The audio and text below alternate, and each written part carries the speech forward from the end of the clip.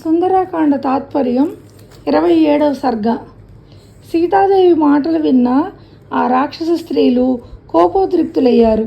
వారిలో కొందరు ఈ విషయాలు తెలియజేయడానికి ధర్మాత్ముడైన రావణుని వద్దకు వెళ్ళారు. భయంకర స్వరూపిణులైన ఆ రాక్షస స్త్రీలు సీతాదేవి చుట్టూ చేరి మునుపు చెప్పిన అనర్థకములైన మాటలే మళ్ళీ కఠోరంగా చెప్పసాగారు. అనార్యురాలవు అంటే ఆత్మహత్యకు పాల్పడడం అనే పాప సంకల్పం గల ఓ సీత, ఇప్పుడే రాక్షస స్త్రీలమైన మేమంతా నీ మాంసంతో విందు చేసుకుంటాం చూడు. అప్పటి వరకు నిద్రిస్తూ అప్పుడే మేల్కొన్న త్రిజట అనే వివేకవంతురాలైన ఒక వృద్ధ రాక్షసి దుష్టురాండైన రాక్షసి మూక సీతను భయపెట్టడం చూసింది. వెంటనే వారితో ఇలా చెప్పసాగింది. ఓ దురాత్మురాండ్రా, జనక మహారాజు పుత్రిక, దశరథ మహారాజు కోడలు, సర్వులకు ప్రీతిపాత్రురాలు అయిన సీతాదేవినా మీరు భక్షించకోరుతున్నారు. అలా భక్షించి తీరాలంటే ఆమెకు మారుగా నన్ను తినండి, అంటే ఆమెకు బదులుగా నన్ను తినండి. ఇప్పుడే నాకు గగురుపాటు కలిగించి ఒక పీడకల వచ్చింది. ఆ కళ రాక్షసుల సర్వనాశనాన్ని, ఈమె భర్త అయిన రాముని విజయాన్ని సూచిస్తున్నది. కోపావేశంలో ఉన్న రాక్షస స్త్రీలు త్రిజట మాటలు విని భయాందోళనలకు లోనై ఆమెతో ఇలా అన్నారు.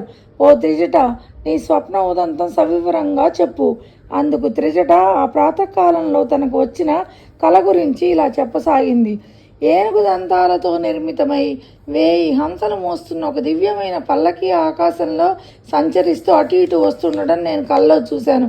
ఆ పల్లకీలో లక్ష్మణ సమేతుడైన రాముడు తెల్లని మాలలు, తెల్లని వస్త్రములు ధరించి ఆసీనుడై ఉన్నాడు.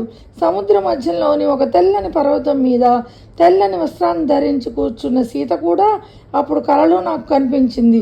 కాంతి సూర్యునిలో కూడినట్లుగా సీత రాముని చేరడాన్ని చూశాను.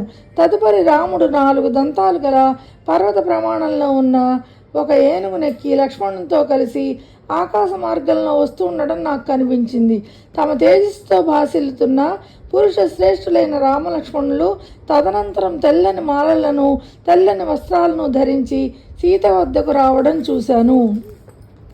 అప్పుడు ఆకాశంలో ఆ మహాగజాన్ని రాముడు నిలిపి ఉంచగా పర్వతాగ్రం మీద ఉన్న సీత ఆ ఏనుగు మూపుపైకి ఎక్కి రాముని ఒడిని చేరింది. ఆ తర్వాత పద్మముల వంటి కన్నులు గల సీత భర్త ఒడిలో నుండి లేచి నిలబడి సూర్యచంద్రులను తన చేతులతో బుజ్జగించి లాలిస్తున్నట్లు నాకు కనిపించింది. తదనంతరం రామలక్ష్మణులు సీతాదేవి అధిరోహించిన పర్వత ప్రమాణంలో ఉన్న